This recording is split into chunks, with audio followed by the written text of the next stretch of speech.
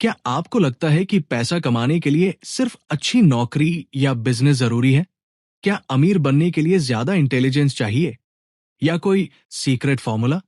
सच तो यह है कि पैसा कमाना, बचाना और उसे सही तरीके से निवेश करना, ये सब हमारे व्यवहार और मानसिकता पर निर्भर करता है, न कि हमारी इनकम पर।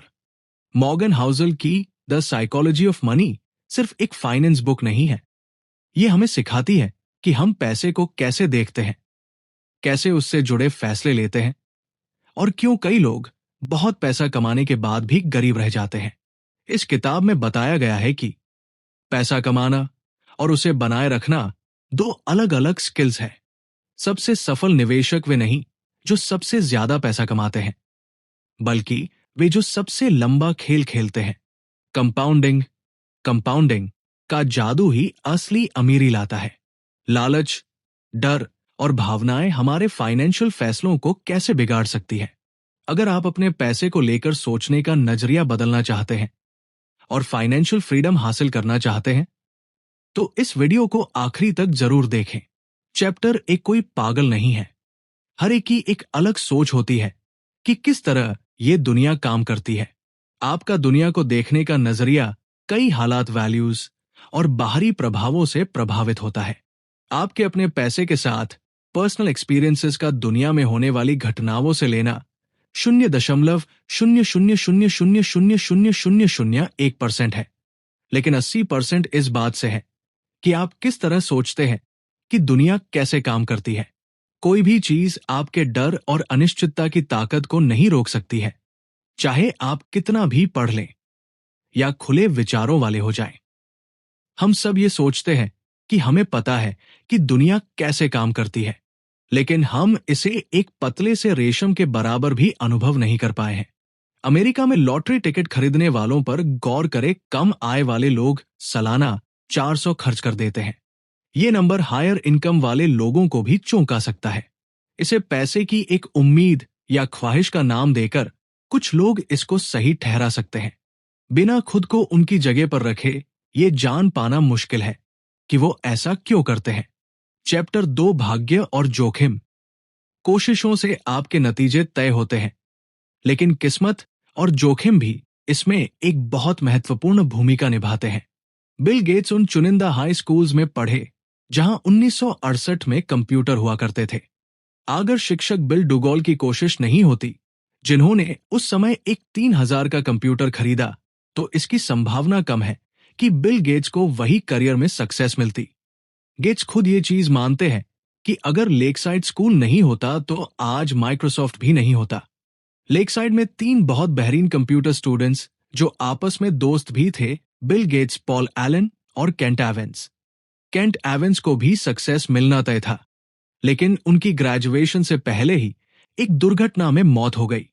इसे एक दुर्भाग्य के उदाहरण के तौर पर देखा जा सकता है। किस्मत और जोखिम लेना, ये दोनों वो वास्तविकता है जो हर एक की जिंदगी में उसके खुद के प्रयास के अलावा भी उसके नतीजे पर असर डालती है। ये दोनों चीजें होती हैं क्योंकि सिर्फ आपके प्रयासों के दम पर ही आपको 100% नतीजे मिलने के लिए दुनिया बहुत कॉम्प्लेक्स है। किसी ऐसी घटना का जो आपके कंट्रोल में नहीं है, उसका भी आपके ऊपर अच्छा खास प्रभाव पड़ सकता है। चैप्टर 3, कभी पर्याप्त नहीं। ये एक कहानी है लेखक कर्ट वॉनेगट और जोसेफ हेलर की, जो एक अरबती के पार्टी में शामिल होते हैं।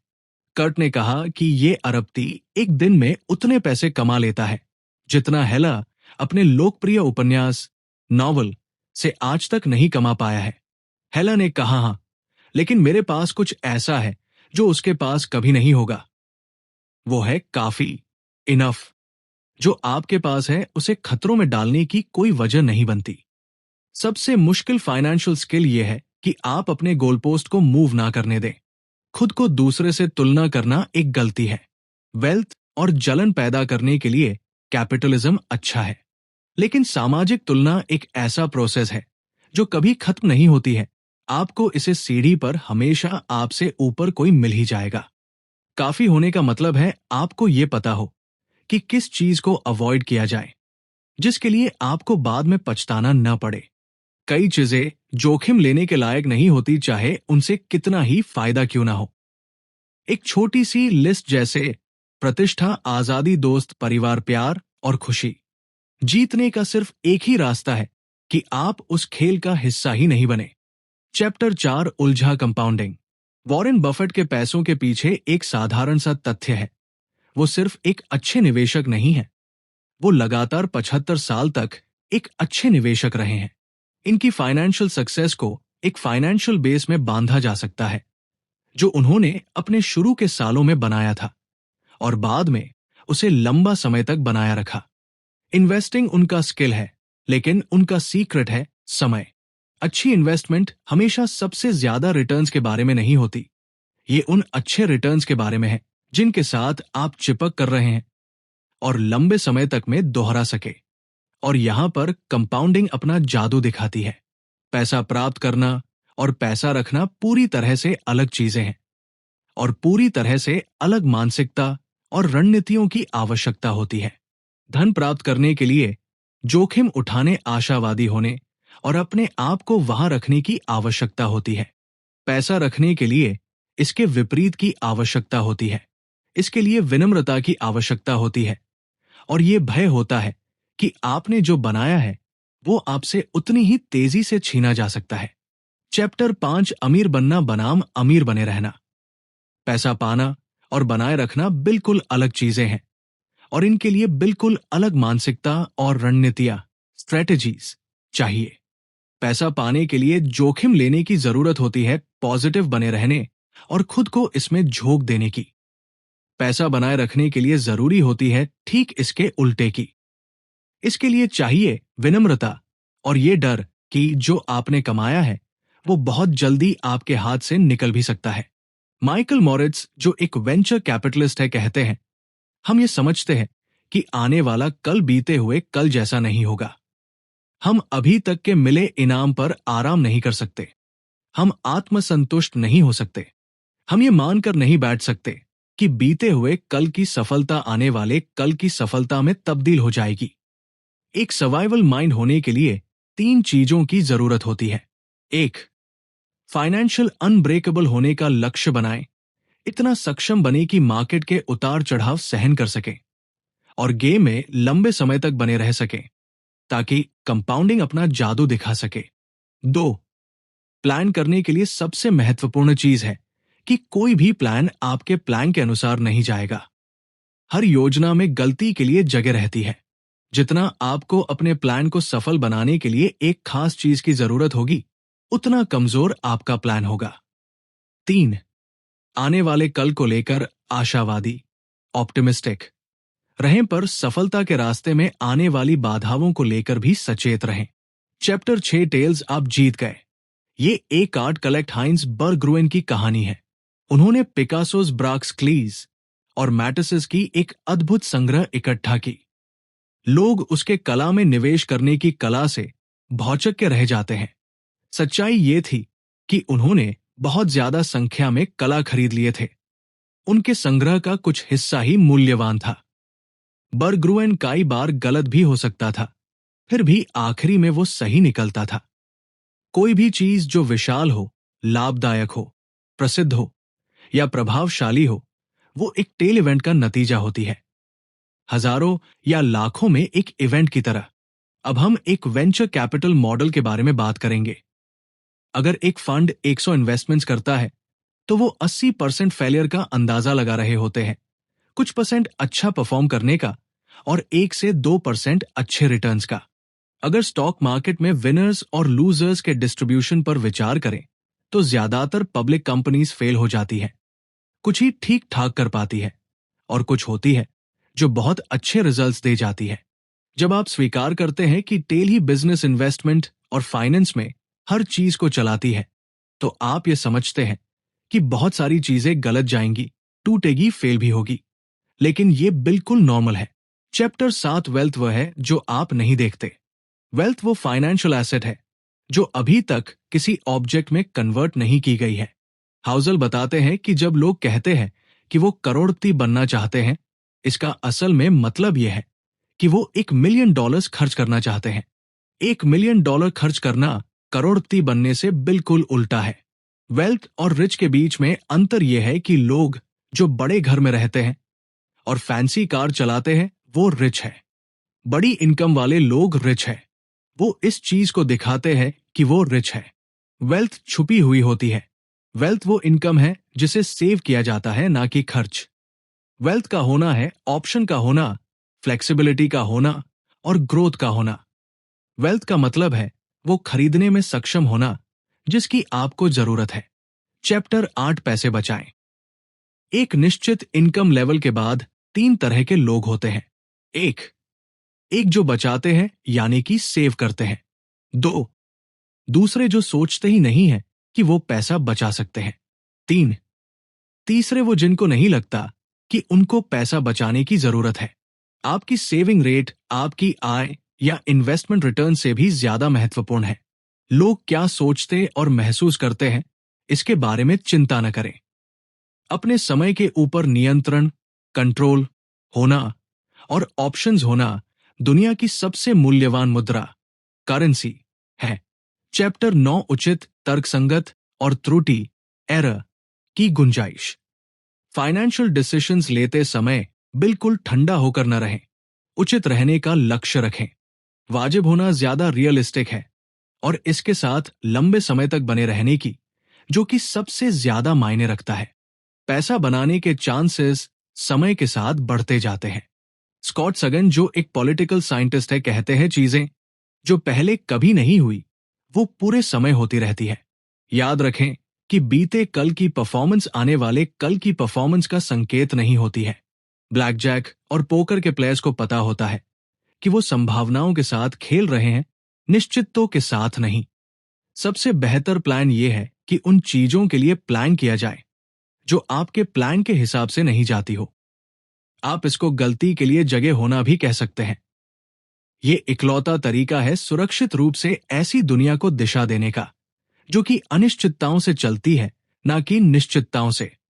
ऐसी चीज के लिए तैयार होना या उम्मीद करना बहुत मुश्किल है जिसे आप देख नहीं सकते। तो आप क्या कर सकते हैं? आप ये कर सकते हैं कि आप फेलियर के सिंगल पॉइंट को अवॉइड कर ले, फेलियर के इम्पैक्ट को मिनिमाइज कर सकते हैं। असफलता का सबसे बड़ा सिंगल पॉइंट यह होता है कि आप अपने खर्च और जरूरतों के लिए सिर्फ एक इनकम के सोर्स पर निर्भर रहते हैं, वो भी बिना किसी सेविंग्स के। बुरे दिनों का फंड एक अच्छा आइडिया है। उन चीजों के लिए पैसा बचाएं जिन्हें आप अनुमान या भविष्यवाणी नहीं कर सकते। चैप्टर 10 आप बदल जाएंगे। हम खुद के फ्यूचर सेल्फ के एक बहुत बुरे प्रेडिक्टर होते हैं।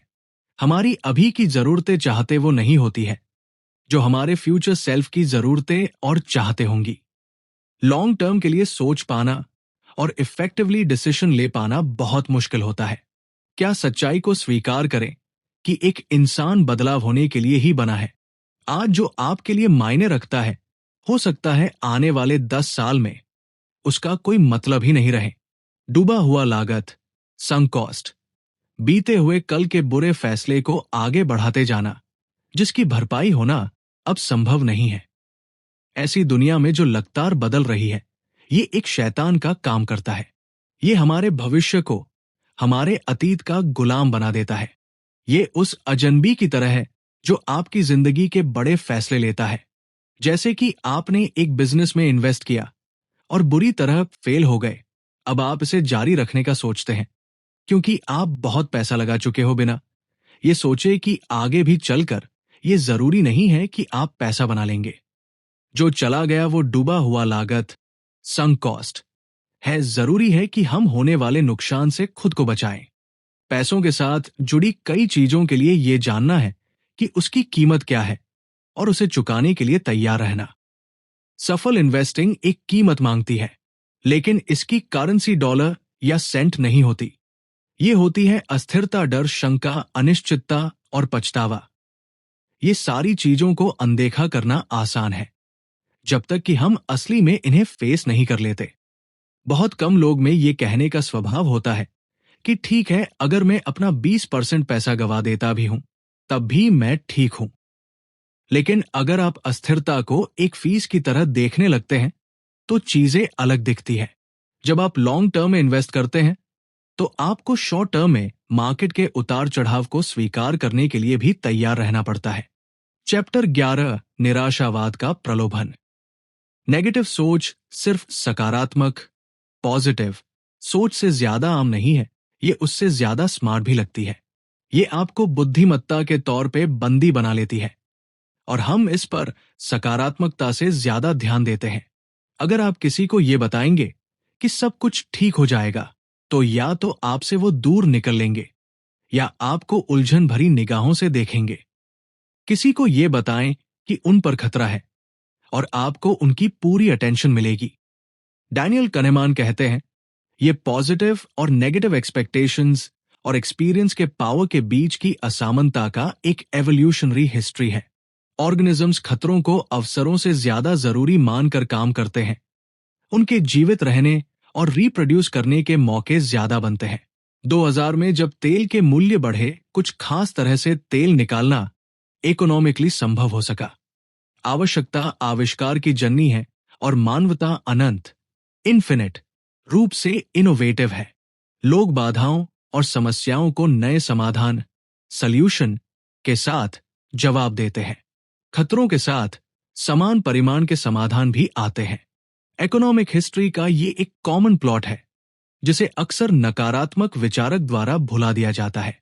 प्रोग्रेस धीमी होती है, लेकिन झटके और आपदा जल्दी और ज्यादा प्रभावशाली होते हैं। रातों रात बहुत सारी संधियां ट्रीटीज होती है, लेकिन शायद ही कभी रातों रात चमत्कार होता है। ग्रोथ बनती है कंपाउंडिंग से, जो कि हमेशा समय लेती है। डिस्ट्रक्शन होते हैं फेलियर के सिंगल पॉइंट, जो कि कुछ सेकंड्स में हो जाते हैं, और कॉन्फिडेंस लूज होना वो भी एक झटके में हो जाता है। चैप्टर 12, कबूलनामा कॉन्फेशन। इस लेसन में लेखक कुछ अपने फाइनेंशियल बिहेवियर और विश्वास को हाईलाइट करते हैं। हाउजल के फाइनेंशियल डिसीजन की एक ही ड्राइव है, स्वतंत्रता। वो कम खर्च वाली एक्टिविटीज में खुशी खोजते हैं, जैसे एक्सरसाइज, रीडिंग, पॉडकास्ट और लर्निंग। उनके पास कर्ज के पैसे से लिया हुआ घर नहीं है। वो ये मानते हैं कि हो सकता है कि ये एक बुरा फाइनेंशियल डिसीजन हो, पर एक अच्छा मनी डिसीजन है, क्योंकि इसमें कम से कम मन की शांति तो है।